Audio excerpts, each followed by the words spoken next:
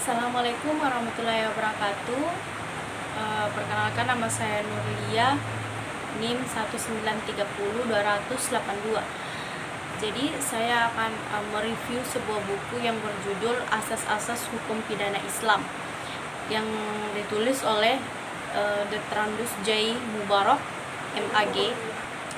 Jadi dalam buku ini membahas tentang asas-asas serta konsep untuk menggambarkan isi hukum secara utuh, karena dalam sebagian masyarakat ketika mendengar tentang hukum pidana Islam, yang bayangan yang muncul adalah potong tangan, rajam, jilid, dan masih banyak lagi kejadian lainnya, padahal pandangan yang muncul tersebut hanyalah salah satu bagian hukum pidana Islam. Itu pun baru ditegakkan ketika tindak pidananya dipenuhi, seperti itu. Jadi selebihnya masih banyak asas-asas serta konsep-konsep yang harus diperhatikan. Salah satunya kesempurnaannya syariat Islam, yaitu Islam selalu ada aturan serta hukum yang diatur berkenaan dengan hukum.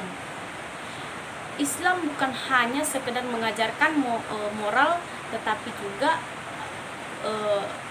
terdapat aturan imperatif, yaitu aturan yang harus ditaati terhadap dalam Al-Quran maupun dalam Sunnah. Terdapat sanksi yang harus ditegakkan di dunia, tak hanya ancaman diantaranya, yaitu aturan yang melakukan persinahan atau menuduh, melakukan pencurian, perampokan, memberontak, menganiaya, dan membunuh. Aturan-aturan tersebut dikelompokkan oleh fikih dan al-jarah. Istilah umum bagi aturan tersebut adalah al-jinayah, diartikan sebagai hukum pidana, seperti itu. Dalam buku ini juga al-jinayah sendiri dapat diartikan dalam artian sempit maupun artian luas. Dalam artian sempit, yaitu setiap perbuatan yang berkenaan dengan penganiayaan terhadap tubuh dan penghilangan bagian tubuh manusia. Sedangkan dalam artian luas, sejarah dengan al-jarimah, yaitu perbuatan yang dilarang baik berkenaan dengan hukum pidana maupun dengan hal-hal lain seperti kehormatan, harta, keturunan, akal, dan juga agama. Dalam pengetahuan fikih jinayah akan lebih mudah jika menguasai kaidah-kaidah, sebab dengan kaidah-kaidah tersebut dapat dijadikan sebagai patokan dalam memahami persoalannya. Para ulama telah merumuskan kaidah fikih termasuk di dalam berkenaan dengan fikih jinayah. Di antaranya, para ulama telah merumuskan kaidah asasi yang menjadi tempat hampir seluruh persoalan fikih. Kaidah asasi tersebut yang pertama yaitu al-umur ima qasidiha, tiap perkara tergantung kepada maksudnya. Yang kedua, al-yakinu la yusalu mazak, keyakinan tidak bisa hilang karena ada keraguan. Yang ketiga, al-masyaqud al-masyaqatu tajlibu tasyir, kesulitan mendatangkan kemudahan. Yang keempat, ad-dararu yuzalu, kemadaratan harus dihilangkan. Yang kelima, al-adatu mafhamatun, adat atau kebiasaan dapat dijadikan pertimbangan dalam penetapan. Kelima kaidah yang tadi saya sebutkan merupakan kaidah asasi yang dirumuskan oleh ulama Syafi'i, sedangkan dalam Hanafi ditambahkan kaidah yaitu la tawaba, tidak ada pahala kecuali dengan niat, seperti itu. Pada buku ini ditulis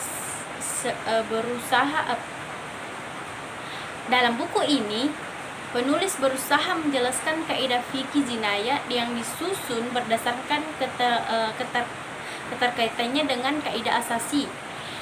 Dalam buku ini memiliki 6 bab.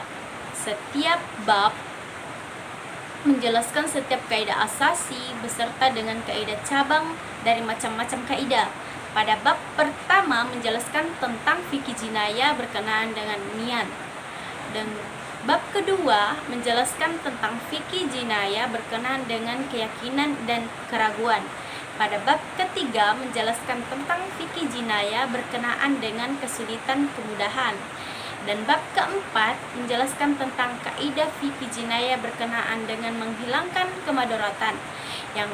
Dan bab kelima menjelaskan tentang kaidah fikih jinayah berkenaan dengan adat. Dan pada bab terakhir yaitu bab 6 menjelaskan tentang kaidah fikih jinayah berkenaan dengan kualifikasi jarima antara lain jarima udud, jarima kias, dan jarima ta'sir. Buku ini juga disertakan tabel translate atau Ali Askar sebagai pedoman bagi para pembaca ketika membaca kosa kata Arab yang ditulis dengan aksara Latin. Menurut saya, buku ini juga sangat bagus karena bukan hanya menurut satu ulama, tetapi buku ini ditulis dari ulama yang lain serta dapat pendapat mayoritas ulama dan tentunya berdasarkan Al-Quran dan juga Sunnah, sehingga disuguhkan terdapat berbagai ulama buat pembaca memahami suatu masalah dari berbagai sudut pandang dalam beberapa kaidah. Juga dari contoh, meskipun ada beberapa contoh yang tidak ditulis secara detail.